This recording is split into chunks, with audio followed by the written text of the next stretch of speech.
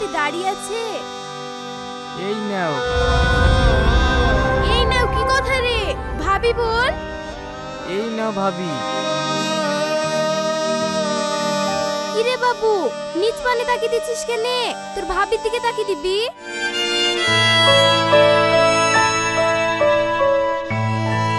লেও বৌমা লেও, তোমার দেওর বিদেশ থেকে তোমার লেগে পছন্দ করে এনেছে। কি গো বৌমা, তোমার পছন্দ হয়নি?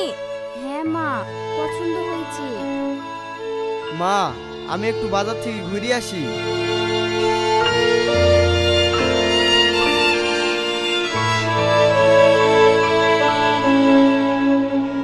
সত্যি আমার কপালে এই ছিল, যাকে ভালোবেসে বিয়ে করার স্বপ্ন দেখেছিলাম, আজ আমি তার ভাবি।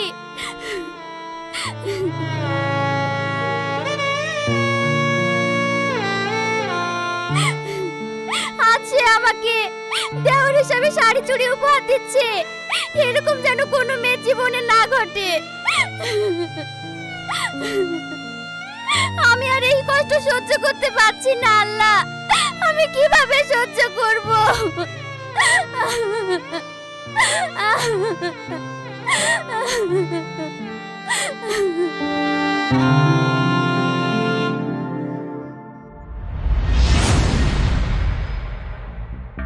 কি হলো বৌমা, তুমি এভাবে শাড়ি চুড়ি হাতে করি কান্না করছো কেনে?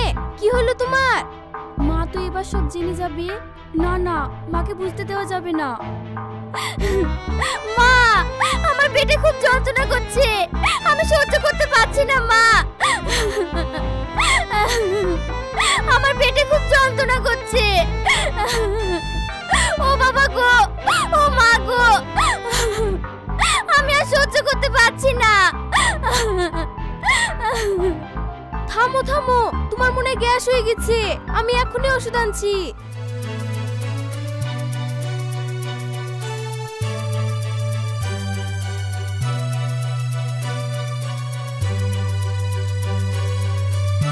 এই লাও, ওষুধটা খেয়ে লাও, এখনই সব ঠিক হয়ে যাবে।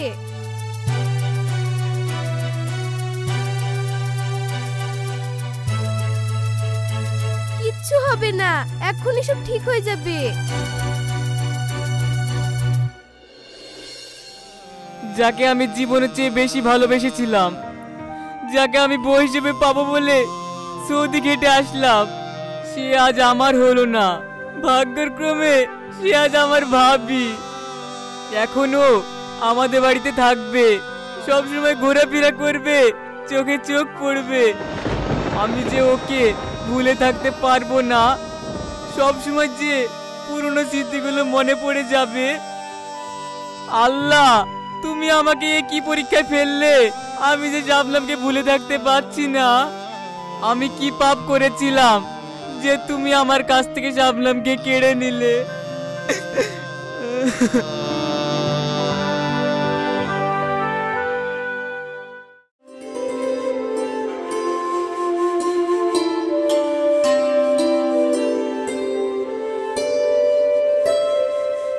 কি ব্যাপার, শামিমের কি হয়েছে? ও বাইরে থেকে বাড়ি আসার পর কেমন কেমন লাগছে, সব সময় মন ভারী করে থাকে, আবার সব সময় ঘরে থাকে, বাইরে বেড়ায় না। এত বেলা হয়ে গেছে, এখনো খায়নি।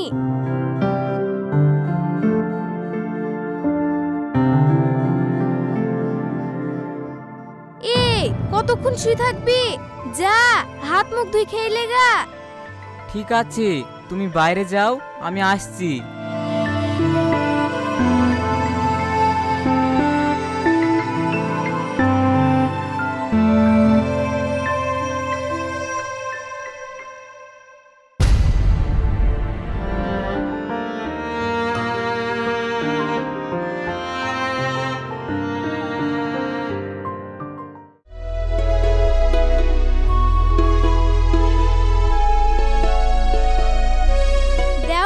দাও, শামিম খাসির মাংস খেতে ভালোবাসে।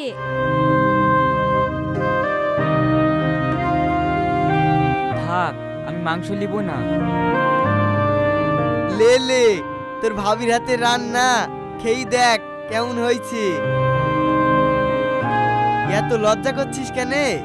তুমি আবার দাঁড়িয়ে আছো কেন? দেও, ও আবার বলবে নাকি লিব? দেওর ভাবিতে ফ্রি মাইন্ডে কথা বলবে কি তা না, সব সময় লজ্জা লজ্জা ভাব।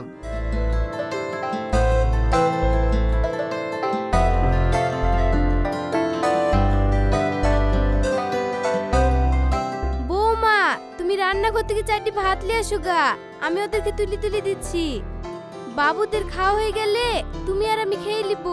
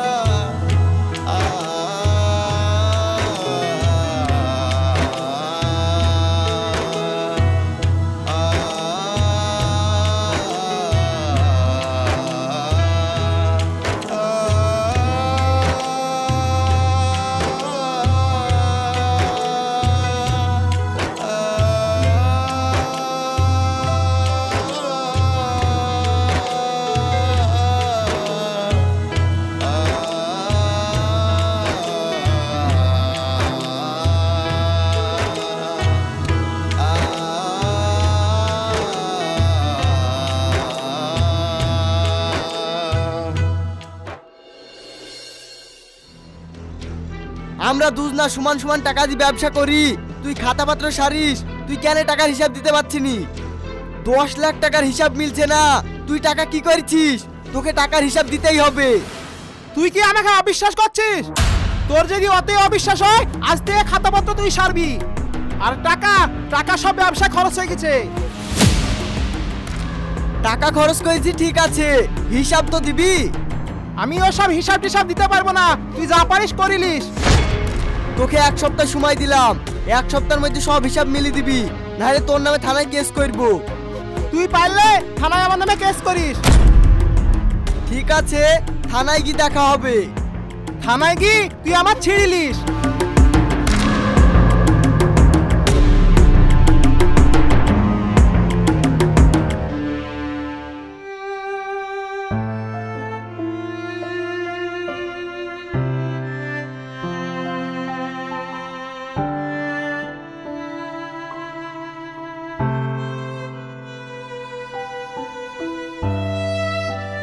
কিরে বাবু, তুই মন খারাপ করে বসে আছিস কেন? কিছু হয়নি, এমনি বসে আছি। না, তোর কিছু হয়েছে, মায়ের চোখে ফাঁকি দেওয়া যায় না। সত্যি করে বল, তোর কি হয়েছে? ওই আমার পার্টনার 10 লাখ টাকার হিসাব দিতে পারছে না, ওইলে একটু ঝামেলা চলছে। ও, বুঝতে পেরেছি, তুই চিন্তা করিসনি, সব ঠিক হয়ে যাবে।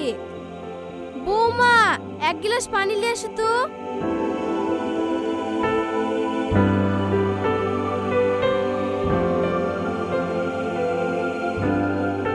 লে, পানিটা খেয়ে লে।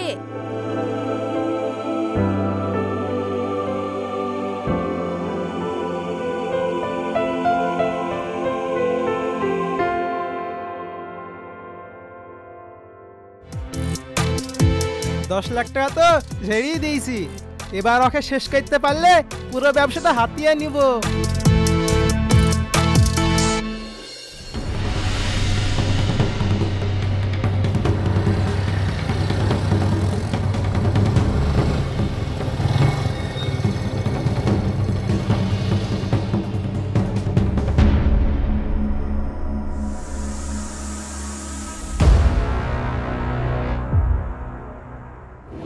ব্যাপার, তোমরা কারা?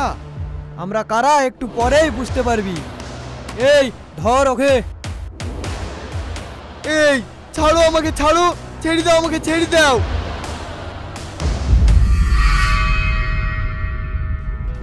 ও, তার মানে তুই আমাকে মারার জন্য তুই লোক নিয়ে এসেছিস? হ্যাঁ, তোকে যদি মেরে ফেলতে পারি তাহলে পুরো ব্যবসাটা আমার হয়ে যাবে। তাই আমার ভালোর জন্য তোকে মরতেই হবে।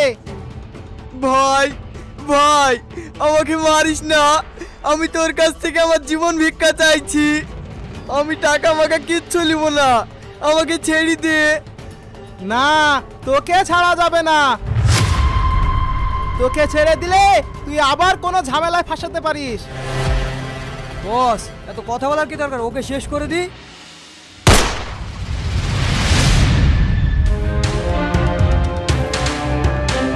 এই লাশটাকে লাথি মেরে টেনে ফেলে দে।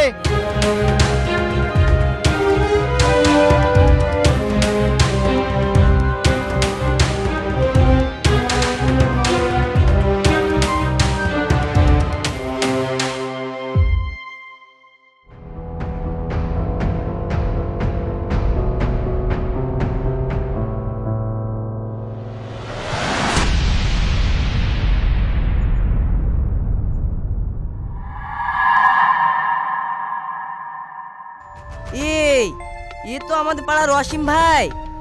একে কে মার্ডার করেছে? যাই বাড়িতে কি বলি কি?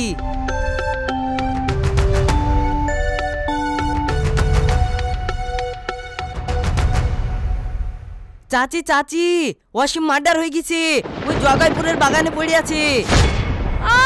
তুই কি বলছিস? আমার ছেলেকে কে মার্ডার করলো?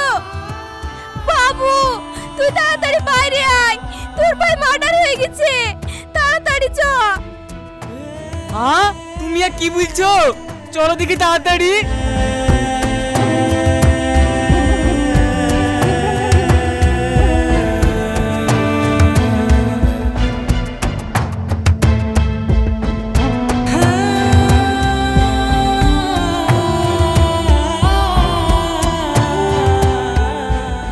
হায় হায় হায়, আমার ছেলেকে কে মার্ডার করলো গো?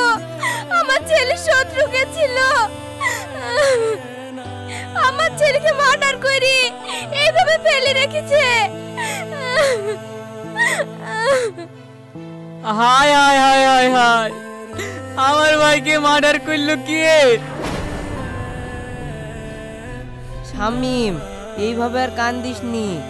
এইভাবে লাশটাকে আর কতক্ষণ ফেলে রাখবি? দাফন কাফনের ব্যবস্থা করতে হবে। চ চ, ধর তুই লিলি যাই।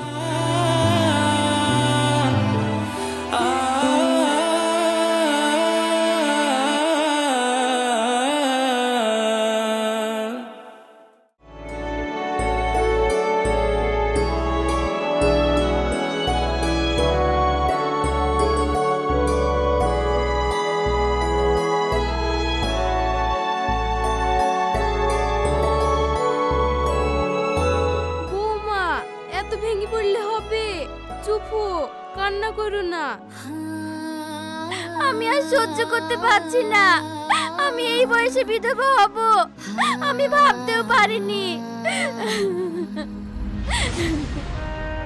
আমি কি পাপ করেছিলাম যে আল্লাহ আমার কাছ থেকে আমার স্বামীকে এইভাবে কেড়ে নিল?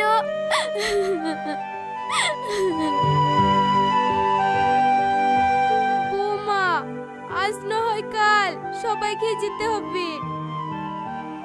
আমাদের ভাগ্যে ছিল তাই হয়েছে। আমিও তো আমার ছেলেকে হারালাম, দেখো তো আমিও কত কষ্ট সহ্য করে আছি। তুমি যদি এইভাবে মন খারাপ করে বসে থাকো তাহলে আমি মা হয়ে কিভাবে সহ্য করব বলো? চলো বৌমা চলো, তুমি কিছু খাওনি, চারটি করে খেয়ে লাও গা। না মা, আমি খাবো না, সব সময় ওর কথা মনে পড়ছে।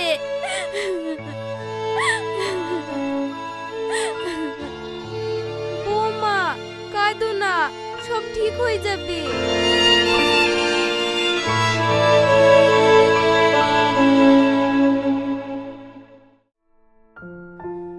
বিয়ান বুড়িকে আর এইখানে রাখবো না, আমাদের ওইখানে নিয়ে যাবো। জামাই মরে গেছে, বুড়ি এইখানে একলা কি করে থাকবে? হ্যাঁ বিয়ান, বুড়ি তো আমাদের ছেলে মানুষ, এইভাবে সারা জীবন যাবে না। তাই বুড়ি খেলি কি ভালো একটা ছেলে দেখি কিছুদিন পরে বুড়ির বিয়ে দেব। না বিয়ান, বৌমাকে আমাদের বাড়ি থেকে নিয়ে যায়েন না। বিয়াই শাবনামকে আমাদের কাছে রেখে যান, শাবনামকে নিয়ে গেলে আমরা থাকবো কি করি? শাবনামকে আপনাদের কাছে ভিক্ষা চাইছি। না না বিয়ান, আমি আমার মেয়েকে এখানে কার আশায় রেখে যাব? আর আমার মেয়েকে বিধবার বেশে আর দেখতে পাচ্ছি নি। আমার মেয়েকে লিগি অন্য জায়গায় বিয়ে দিব। বিয়াই, বাড়ির বৌমাকে আমি বাড়ির বাইরে যেতে দিব না। দরকার হলে আমার ছোট ছেলে শামীমের সাথে শাবনামের বিয়ে দিব। আপনি নিজের হাতে শাবনামকে শামীমের হাতে তুলে দিয়ে যান, দিয়ে দোয়া করেন ওরা যেন সুখে সংসার করে। সে তো খুব ভালো কথা, আমার কোনো আপত্তি নাই। আপনি শামীমকে ডাকেন, আমি শাবনামকে শামীমের হাতে তুলে দিছি। বিয়ান, আপনি আসার সময় একটা লাল ওড়না নিয়ে আসেন।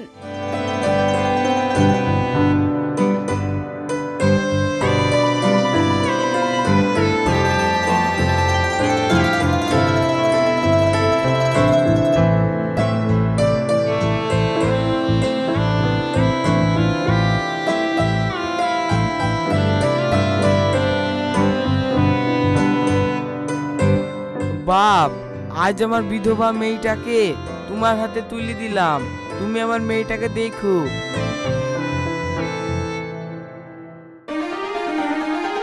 DD